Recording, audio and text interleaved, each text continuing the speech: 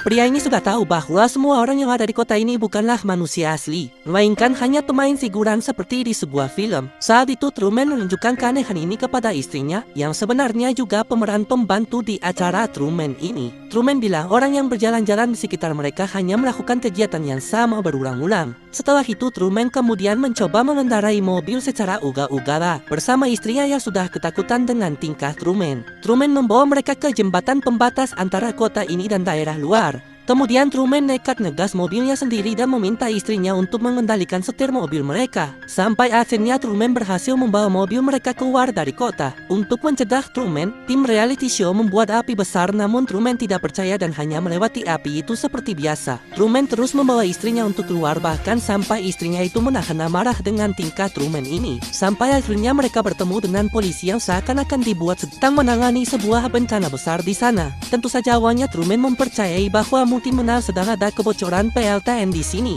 Namun semua itu hancur karena tiba-tiba polisi itu berkata terima kasih Truman. Truman menyadari ini semua palsu karena bagaimana bisa polisi itu mengetahui namanya padahal Truman tidak pernah menyebutkan identitasnya. Truman kemudian keluar dari mobil, berlari keluar mencoba kabur dari mereka semua. Mau tidak mau, semua orang kini berusaha menangkap Truman agar ia tidak bisa keluar dari penjara yang selama ini mengurungnya dari kecil. Betapapun Truman mencoba keluar, pada akhirnya ia kalah karena sendirian. Dan akhirnya Truman dibawa pulang bersama istrinya. Tiba-tiba di antara pertengkaran mereka, istri Truman harus tetap profesional dan tiba-tiba saja mengiklankan sebuah produk coklat ketika mereka sedang show. Truman tentu terkejut dan heran kenapa tiba-tiba istrinya itu menyebutkan coklat tersebut padahal ada keadaan yang lebih genting di depan mereka sekarang. Truman mencoba mendekati istrinya itu yang mulai ketakutan. Akhirnya karena sudah tak tahan, istri Truman terpaksa mengarahkan benda tajam ke arah Truman karena takut Truman menyakitinya. Sampai tiba-tiba seseorang datang ke rumah mereka dan ternyata itu adalah sahabat Truman yakni Marlon.